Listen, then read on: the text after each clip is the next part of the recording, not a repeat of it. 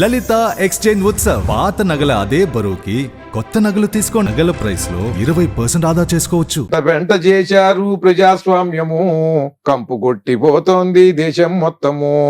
అన్ని పార్టీలకుంది భాగస్వామ్యము, అందుకే జై తెలుగు ఆవిర్భావము. కోట్ల మంది శత్రువులకి పౌరసత్వము, వేల మంది చవటలకి వారసత్వము.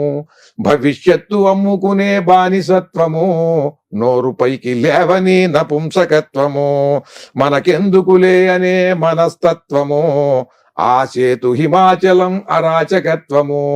ముష్టి చిప్ప చేతికిచ్చి నాయకత్వము, భ్రష్టు పట్టిపోయింది ప్రతి ప్రభుత్వము. రాజ్యాంగం మాట వినని రాక్షసత్వము, వెంట్రుక ముక్కలకి కూడా వాక్ స్వాతంత్రము. అందుకే జై తెలుగు ఆవిర్భావము.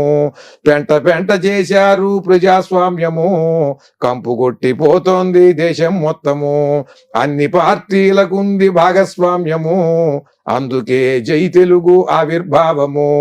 దోచేశారు అన్ని దేవాలయాలు, దిగజార్చారు విశ్వవిద్యాలయాలు. గాలికి వదిలేశారు గ్రంథాలయాలు, నమ్మనట్టు చేశారు వైద్యాలయాలు. నరకంగా మార్చారు నదీ జలాలు, విషంతోటి నింపారు పీల్చే గాలులు. చేపల చెరువులు చేసి పంట పొలాలు, ఓటర్లని చేశారు లంచగొండులు. ఓటర్లని చేశారు లంచగొండులు. పాలిస్తున్నారు ప్రజాస్వామ్యాసురులు, బలి చేస్తూ మనతరము భావితరాలు. అందుకే జై తెలుగు ఆవిర్భావము. ఈ పార్టీ పెట్టడానికి కారణాలన్నీ ఇవి. అంటే నదీ జలాలు చెప్పారు, దేవాలయాలు చెప్పారు. నేను నా ఫ్రెండ్కి ఫోన్ చేశా, ఇలాగ జొన్నవిత్తుల గారితో ఇంటర్వ్యూ ఉందని. 2-3 మేధావులతో మాట్లాడితే, పార్టీ పెట్టడం ఎందుకంటే ఉద్యమం చేయొచ్చు కదా. శ్రీకాకుళంలో అది అంటే వాళ్ళు ఒక ఉద్దానం అండి. అంటే వాళ్ళకి డయాలసిస్ కావాలని, తర్వాత ఈ పేషెంట్స్ గురించి అక్కడ అంటే పవన్ కళ్యాణ్ గారు చెప్తే వాడు అంటే జగన్ స్టార్ట్ చేశాడండి. అలాగే మీరు ఉద్యమం చేయొచ్చు కదా, గ్రంథాలయాలు అన్నారు, నదీ జల ఉద్యమం చేస్తే సరిపోతుంది. ప్రజల్లో ఉద్యమం చేసి, అలాగే ప్రజల్లో నాయకులను ఒక వాళ్ళలో మేలుకొల్పేలాగా చేయొచ్చు కదా. పార్టీ ఎందుకు అని అంటున్నారండి. ఇది ఉద్యమ రాజకీయ పార్టీ, ఇది ఉద్యమంతో కూడుకున్నది. ఓకే, ఇది ఉద్యమంతో కూడుకున్నదేనండి. ఉద్యమించడం అంటే ఏమిటి? దానికి పూనుకుని ముందుకు నడుస్తూ 10 మందిని ప్రేరణ కలిగించి మనతో పాటు నడిపించటం. రాజకీయాలు అలా కాదు, ఇది ఉద్యమ రాజకీయ పార్టీ. ఇది ఉద్యమ రాజకీయ పార్టీ, అది ఉద్యమించటమే. ఇది ఒక వ్యక్తిగా మొదలవటం. ఇది ఓకే, అది ఒక రాజకీయ వేదికను కల్పించుకుని కవి ఇలా చేస్తున్నాడు అని అంటే దానికి కారణం ఏమిటి? దానికి ఎవరు కారణం? అంటే ప్రజలు కూడా ఉంటారు. ప్రజలు రాజకీయాలు మనం ఇప్పుడు ప్రజల్ని ఎప్పుడు ఏం అనటానికి వీల్లేదు. అంటే 99% ప్రజల్ని మనం అనకూడదు సహజంగా. ఓకే, ప్రజలు అట్లాగే ఉంటారు. ప్రజలు అట్లా ఉంటారు కనుకనే వాళ్ళకి కర్తవ్య బోధ చేయాలి. జ్ఞాని అయిన వాడు, కవి అయిన వాడు వాళ్ళకి ఒక స్ఫూర్తిని కలిగించాలి, ఒక యథార్థాన్ని చెప్పాలి. వాళ్ళకి రసవత్తరంగా, ఒక వీర రసాత్మకంగా వాళ్ళని మంచి వైపుకి కదిలించాలి, దేశభక్తిని ప్రేరేపించాలి వాళ్ళలో. నాయకత్వం వహించే వాళ్ళు కూడా పూనుకోవాలి దానికి. నాయకులు ఎవరన్నా అట్లా చేయకపోతే వాళ్ళు చేస్తున్న దోషాలను చూపించాలి కవి. ఇదంతా కవి బాధ్యత. అలా కాకుండా కవి ఒక రాజకీయ వేదికగా తాను ఏర్పాటు చేసుకున్నాడు అని అంటే ఏంటి? వాళ్ళ వైఫల్యం కాదు. కవికి ఇటువంటి బాధ్యత తనకున్న బాధ్యత కాకుండా అదనంగా పెట్టుకున్నాడు అని అంటే అక్కడ రాజకీయ పార్టీల వైఫల్యం కాదా? మీరు తెలుగు భాషని ఇవాళ భావితరాలకి నేర్పకుండా మీరు పాడు చేస్తున్నారని అంటే వాళ్ళకి మీరు దానికి ఏం చెప్పాలి? ఎందుకు చేస్తున్నారు? మీ దగ్గర శాసనాధికారం ఉంది కదా అని. ఈ శాసనాధికారం లేకపోతే మీరు చేయగలరా? మీకేం తెలుసు తెలుగు గురించి? ఈ శాసనాధికారమే లేకపోతే రాజకీయంగా మీకు జనం ఓట్లేశారు, పదవిలోకి వచ్చారు. తెలుగు ఇట్లా ఉండాలి, అట్లా ఉండకూడదు, ఇంతే ఉండాలి, అంత ఉండకూడదు అని మీ ఇష్టమైన మీరు మాట్లాడుతున్నారు. మీకేం తెలుసు అని తెలుగు గురించి మాట్లాడతారు? మీకు ఎక్కడి నుంచి వచ్చింది ఆ శక్తి? వీళ్ళు ఓట్లేసి మీకు అధికారం ఇచ్చారు కనుక అధికారం ఇచ్చేటప్పుడు మీరేం చేస్తున్నారు? దేన్ని బాగు చేయాలో, దేనికి వైభవం కలగాలో దానికి దౌర్భాగ్యం పట్టేలాగా చేస్తున్నారు మీరు, మీకు తెలియక. చెబితే వింటల్లా. అందుకని మీ శక్తి ఏదైతే ఉందో ఆ శక్తిని మేము పొందుతాం. అది వాళ్ళకి ఓటు ద్వారా వచ్చింది ఆ శక్తి. అదే అదే అదే ఓటు ద్వారా మేము కూడా ఆ శక్తిని మేము పొందుతాం. పొంది మా తెలుగుని మేము దానికి వైభవం కలిగిస్తాం. మా దేవాలయాలకి మేము వైభవం కలిగిస్తాం. మా దేవాలయాల్లో విగ్రహాలు, కొయ్య రథాలు, ఈ కొయ్య వాహనాలు చెక్కవి అవి చెదలు పట్టాయి, గోడలు చౌడు పట్టాయి, గోపురాలు కిలుం పట్టిపోయినాయి. ఏమంటే వాన వస్తే గోడల పొగుళ్లలోంచి గర్భాలయంలోకి నీళ్లు ఎడుతున్నాయి. బయట నీళ్లు కురిస్తే ఆ నీళ్లన్నీ కూడా గర్భాలయంలోకి ఎడుతున్నాయి. ఇన్ని రకాలు నేను కనీసం ఒక్కొక్క దేవాలయంలో జరిగేటువంటివన్నీ నేను ఒక 50 అంశాలు చెప్పగలను. ఇట్లా ఇవన్నీ ఎందుకు చేస్తున్నారు? డబ్బులు ఎక్కడి నుంచి వస్తున్నాయి? భక్తులు ఇచ్చేటువంటి డబ్బులు హుండీలో పడితే ఆ హుండీలో మీరు పట్టుకెడుతున్నారు. ఎక్కువగా భక్తులు రాని చోటేమో ఆ దేవాలయాలన్నీ గాలికి వదిలేసేసారు.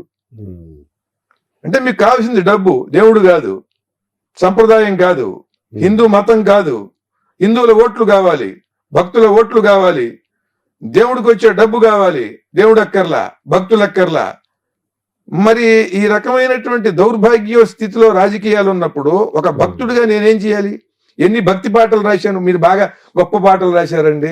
శివ శివ శంకర హర హర శంకర జయ జయ శంకర దిగిరారా ప్రియతాండవ శంకర ప్రకట శుభంకర ప్రళయ భయంకర దిగిరారా సర్ప ప్రావృత దర్ప ప్రాభవ విప్ర ప్రేరిత పరా దిక్పూర ప్రద కర్పూర ప్రభ అర్పింతుము శంకరా. అబ్బా చాలా బాగా రాశారండి.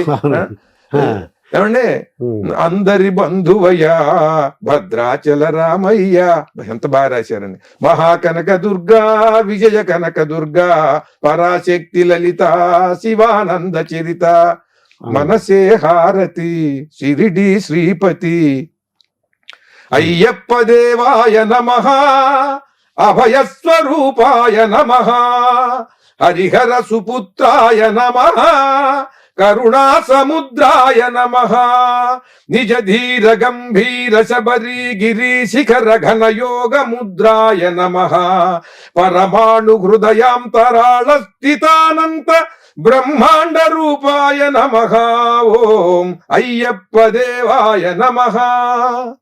ఏమిటి ఇంత అద్భుతంగా మీరు భక్తి పాటలు రాశారు అని నన్ను అంటున్నారు, గౌరవిస్తున్నారు. ఏ గుడికి వెళ్ళినా సరే ఒక మంచి భక్త కవిగా నాకు గౌరవం కల్పిస్తున్నారు. మంచి తెలుగు పాటలు రాస్తే బాగా బాగుందండి అంటున్నారు. 24 శతకాలు రాశా. ఏమిటి ఇప్పుడు తెలుగు భాష గొప్పదండి అని నేను ఉపన్యాసం చెప్పినప్పుడు బాగుంది అంటున్నారు, నాకు సత్కారం చేస్తున్నారు. నేను సరిగ్గా చూస్తే తెలుగు భాష బాగుందే.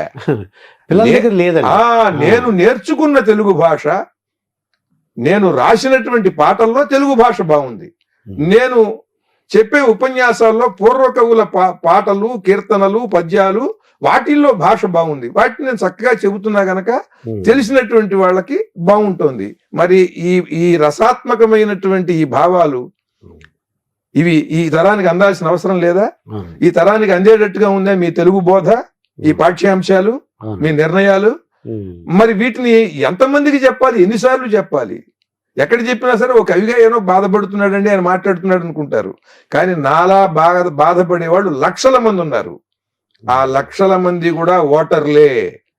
ఆ లక్షల మందిని ఒక ఆశయం మీదకి తీసుకుని వచ్చి, ఒక వేదిక మీదకి, ఒక ఆశయం మీద వాళ్ళందరూ కూడా ఆ లక్ష్యాన్ని ఎక్కుపెడితే అప్పుడు మీకు తెలుస్తుంది అదేమిటనేది.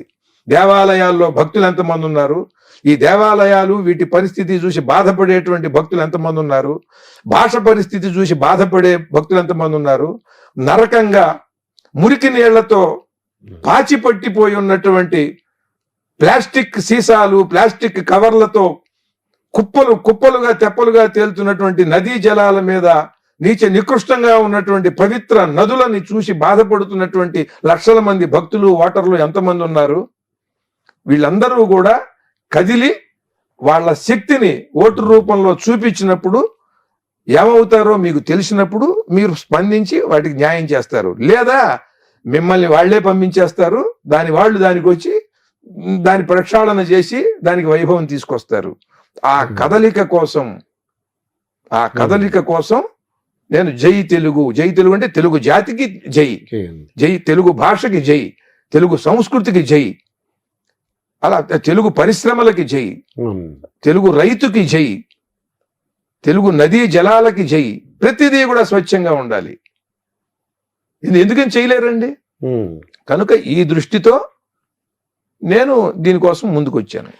పదాలు తెలియని పెదవులకు అమృత వాక్యం అమ్మ. సంతానలేమి సమస్యతో బాధపడుతున్న ప్రతి స్త్రీమూర్తి బాధను మేము అర్థం చేసుకోగలం. ఫెటినైన్ వరల్డ్ బెస్ట్ ఎంబ్రియాలజీ ల్యాబ్ మరియు జిల్ట్రిక్స్ అలారం సిస్టాన్ని మొట్టమొదటిసారిగా ఏపీ మరియు తెలంగాణలో ఈ నెల 9న ప్రముఖ సినీ నటి స్నేహ, స్పెయిన్ దేశానికి చెందిన international senior embryologist Javier Herrera గారు ప్రారంభించారు. ఈ శుభతరుణంలో రక్త పరీక్షలు, AMH test, RBS, సెమిన్ analysis, ultrasound scan, follicle scan ఈ నెల 31 వరకు ఉచితంగా అందిస్తుంది. ఫెటినైన్ అంటే సంతానం, 49 అంటే సంతోషం.